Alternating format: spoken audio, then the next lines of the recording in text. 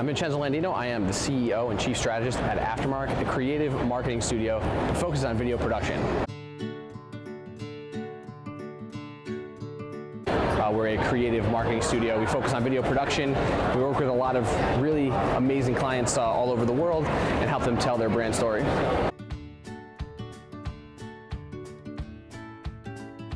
I would say don't worry about gear. That's the biggest question people ask, is what gear do I need?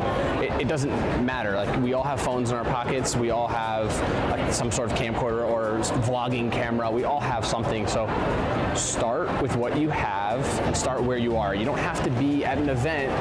It doesn't have to be something where it's like, oh, there's something exciting going on. Like, here we are at Social Media Marketing World. It doesn't matter. You can do it at your home. If you look at old YouTubers, like vloggers, like they started in their bedroom, and so it doesn't matter where you start. It just matters about getting started. I would say that's the biggest tip for anybody getting started. You have to be engaging. That's my number one tip, is to be engaging for anybody. If you're a host and you're trying to do live video, whether you're a single host or whether you're interviewing, you have to engage. You have to listen. One thing I say around the office all the time is get curious, and really you have to be curious. So you have to be curious about your audience that's watching. You have to be curious about if you have a guest on the topic that you're talking about. If you're curious, everything else will come.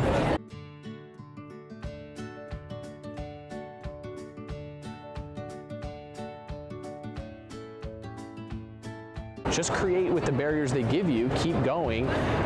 It's like, maybe you're not gonna make money from AdSense, but what about sponsorships and partnerships with brands? And maybe you're gonna go and start your own media company and you're going to provide services for brands and make much, much more than you were going to make on AdSense. That's a whole different ballgame. When you're building on rented land and it's not your own, email list or your own website, all this stuff is rented, whether it's YouTube or Twitter. Or if they pull the plug tomorrow, then what are you gonna do? Great, you have 60 million subscribers. Now you don't.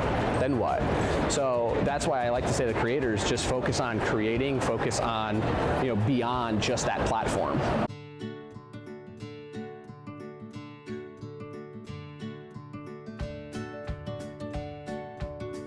It was the live video component we tied in. For those that don't know, we tied in live streams all throughout the country at different Applebee's. We were able to pull them onto the main stream, which was on like Applebee's main website.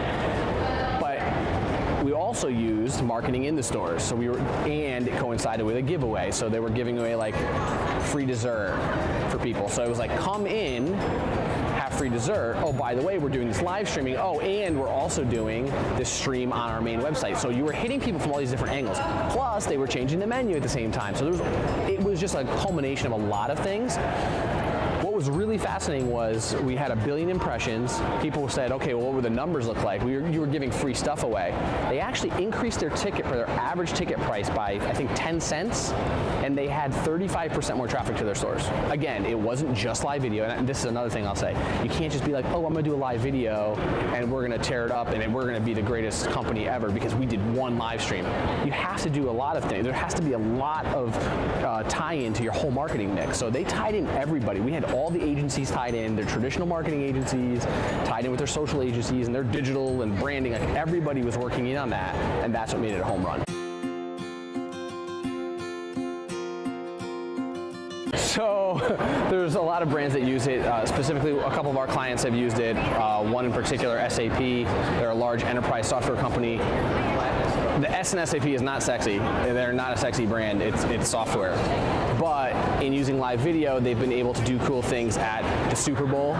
They've been able to do things at events that they've had where they went off of the major event and they turned these little interviews into a big deal because they were able to interview people that weren't on camera elsewhere, but they were, C-level executives, they were chief marketing officers, they were, whatever they were, and they were able to take that off away from the main stage and into a live, almost exclusive content for those that were watching and following them on social.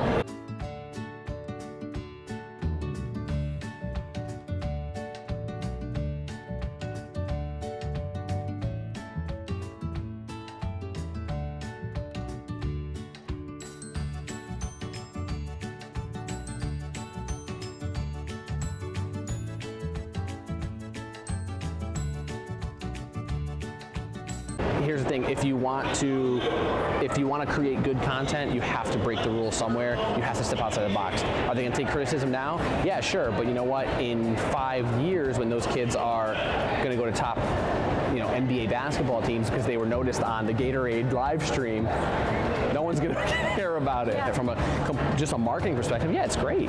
This is great content. Show off. We're getting most people I talk to say they don't even like pro sports anymore. They prefer amateur sports because there's more passion. There's more. So you know what? You're watching kids playing, high school basketball, college, whatever it is, and specifically in the debut, it's high school. There's more passion there. That's more enjoyable to a lot of people that I recently have talked to. And nostalgia, we know nostalgia does really well with marketing and content marketing. So anytime you can throw nostalgia in there, you get people thinking about their youth. It's like the greatest thing ever.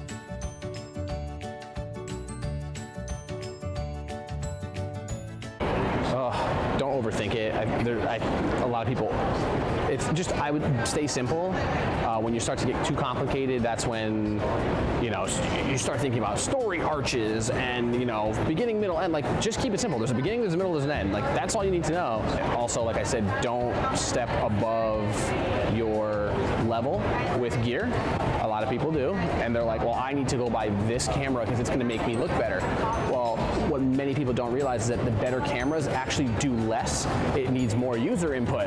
So just because you have a better camera doesn't mean that the user knows what they're doing, and you actually get worse content. Don't second guess what you have. Just use it until you have used it, and then when you've really mastered that tool, then you can graduate to something else. Check out Switchboard. It's how you do live.